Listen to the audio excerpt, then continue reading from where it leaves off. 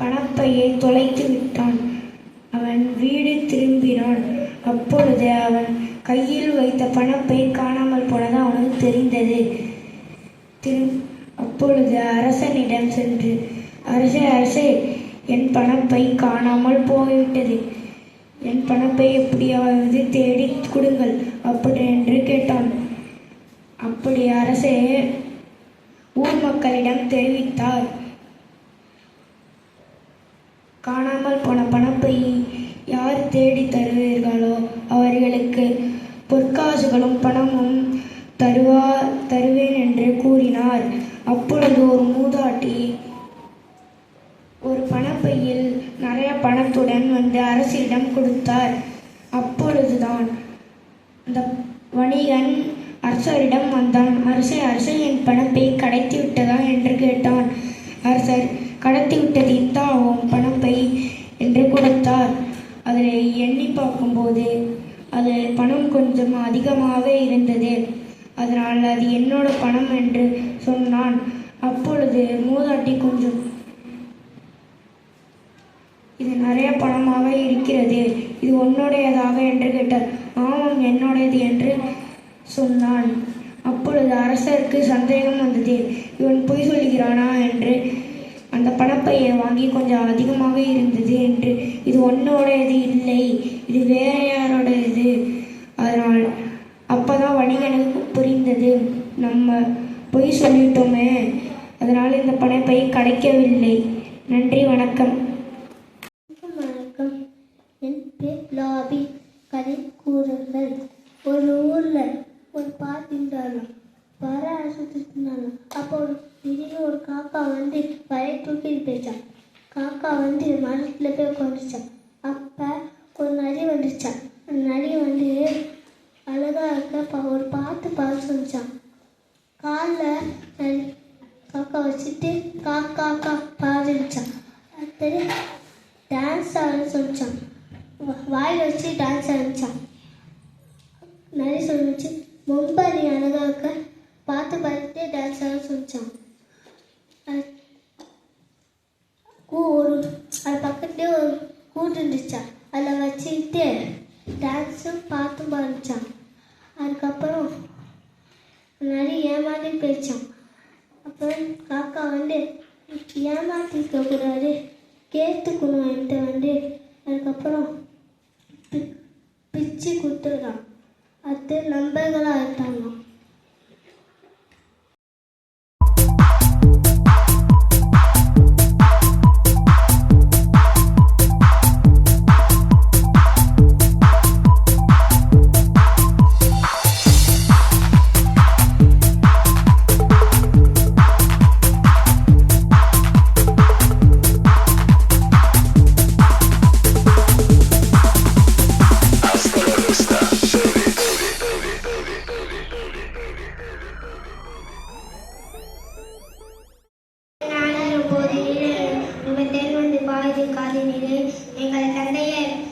எங்கள் தந்தையர் நாடின்ற பேச்சினிலே ஒரு சக்தியில் இருப்பது மூச்சினிலே. என் பெயர் இம்ரான். நான் ஒரு விவசாயி. உலகத்துக்கே சோறு போடும் விவசாயி.